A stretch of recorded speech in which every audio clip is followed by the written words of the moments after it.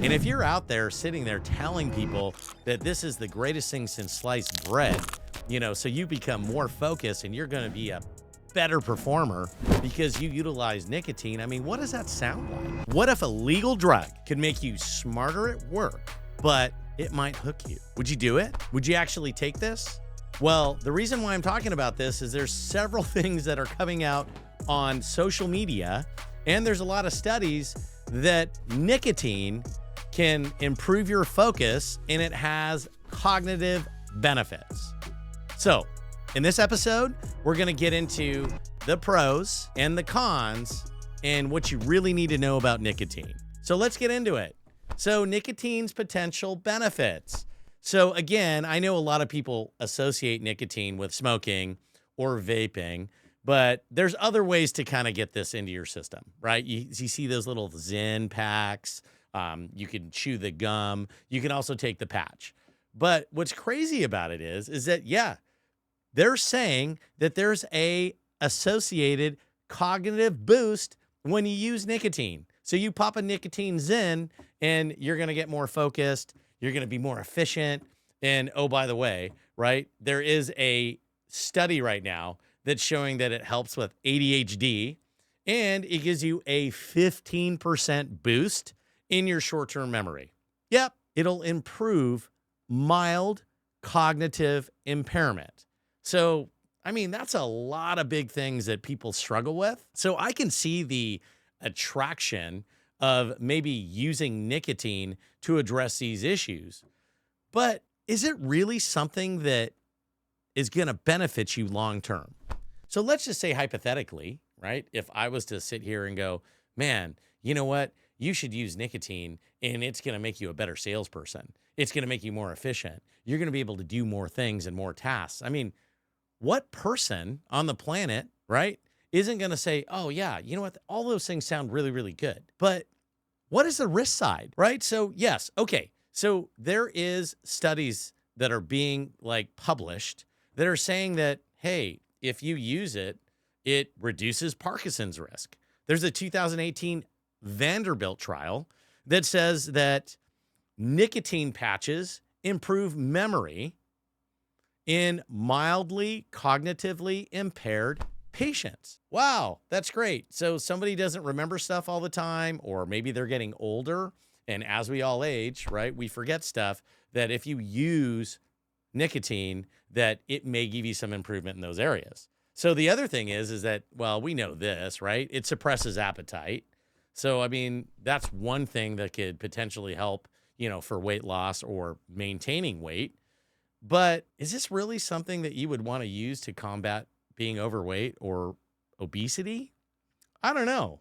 I mean, there's a lot of people that say, oh, this is like something that is, hidden, or maybe the traditional players are wanting to downplay the benefits of this because, it may potentially cost some money. But hang with me here. Let's talk about the risks. Let's talk about the downside. There are people out there that say, oh, it's not addictive. Well, says who, right? If you have something that's a stimulant, right, it's going to continue to be something that you desire to take. And as your body, and again, this is my opinion, right, with anything, and I'm sure I can get some science to back this up, but if you continue to do something, you're going to build a tolerance, which means that you're going to have to do more and more and more to be able to get the same result. I mean, that's exactly what happens, right? So, it doesn't matter what it is, that you're going to whether it's alcohol, but let's just take nicotine. So the same amount of dose of nicotine that you take that first time is going to have a different effect on you than maybe in 2 weeks, a month, 2 months. So what are we really talking about? Because if you have too much nicotine, right? So here's some of the risks, right? You can get higher blood pressure, right? Which could lead to a potential heart attack. And basically, it also is going to just cause problems overall in your system. Yes, there's studies out there that says it affects mental health, like it'll temporarily take away anxiety. Okay, that makes sense. But the crazy thing about it is, for anybody who is taken nicotine whether they smoked or whether they vaped. Maybe they do the whole Zen thing. I don't know. But at some point, if you stop taking it, don't you think you're going to go through withdrawal? I mean, it's a drug. So it doesn't really matter that there are good things that come from nicotine use. And, it might be good for mild cognitive impairment, or that it suppresses your appetite so you don't eat as much, or you get more focused and you feel like, that guy on Limitless, and you're figuring out all these wonderful things, and you can now focus, because you got nicotine in your system. It's absolutely crazy to think that if you have something like that if you stop taking it, that you're not going to have withdrawal. Let's just think about the public perception of this, right? We all know that cigarettes, right, as a whole was like, it's a big no. There's people who still smoke, but it's heavily looked down upon, right? You used to be able to do it in airplanes, in restaurants. You can't do that anymore, right? There's designated smoking areas. There might be some states that allow you to do it in restaurants. And by the way, I mean, if you go to one of those states, then you go into a restaurant, even though you have a non-smoking section, don't think that you're going to be smelling all that tobacco and that secondhand smoke while you're trying to enjoy your burger. Probably not a good time. So I think that the public perception on this is, of course, you are going to have those that go nicotine bad, right? And I'm going to say, okay, yeah, I mean, there's always like the good and the bad. You have some people that are actually coming out and say that, maybe you should use this, to treat some childhood disorders. But I mean, think about how crazy that sounds, right? If you're going to be giving them nicotine to address some kind of childhood disorder, right? Whatever that may be, you can do your own homework on what people are talking about.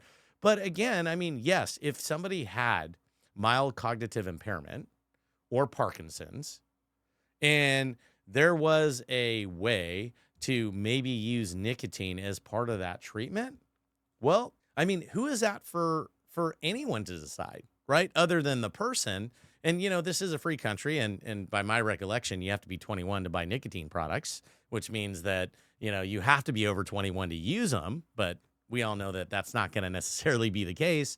But this idea of taking a few good attributes of something and then just saying that everything's great about it without really looking into, maybe the cons and the downside of something is what I really have a problem with. Because you can justify anything. You can take 3 good things and ignore the 12 bad things that it potentially can cause, and you can get really jacked up.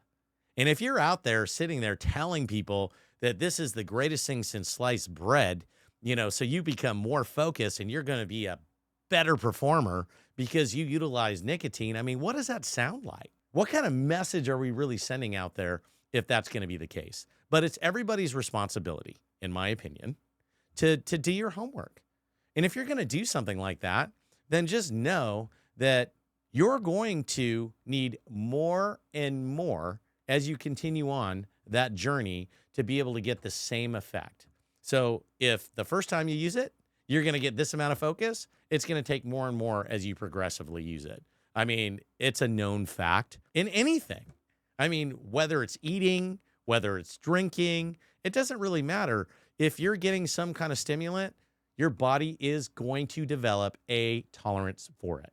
So keep that in mind before the next time when you hear that, oh man, nicotine's awesome. I should go buy a Zyn pack because, that's going to help me at work, or that's going to help me do better. That's going to help me close deals, so on and so forth. So again, I'm sitting here putting it out there on what I think, but let's get a takeaway here, right? So yes, if, this is one option, how about trying meditation for focus, right? There's different things that you can do. I mean, actually, there was a 2023 study. If you want to be productive, that you can try meditation, and I've personally tried it. I would say that it has its benefits for certain things. And if I do it every single morning, being disciplined and going through that whole process, I find myself more productive, more focused. And another thing that I like to do in the morning with my wife is I like to read my Bible and I like to pray. And that really centers me for the day. So that's another option. But this idea of being able to take some magic drug, supposedly, right? To be able to improve all of these things for you and be presented as the best thing since sliced bread so you can focus and be more productive. I don't agree with that at all. So I'd really like to hear what you have to say about it, because I'm sure there's people on both sides that might say, you know what, Charles, I think you're wrong because, I've used nicotine responsibly and it's really helped me out. Well, great. Let's hear your case. I'm always open to hear, somebody that doesn't necessarily agree with me. And there might be other people that say, you know what, you're absolutely right. And maybe somewhere in between. But I'd really like to hear what you have to say about this. So if you want to start a conversation, you can always leave a comment. You can leave a comment, on YouTube. You can just leave a comment, start a conversation, and see what comes of it. Let's just recap really quickly. Nicotine, there's studies out there that say that there's benefits for cognitive impairment.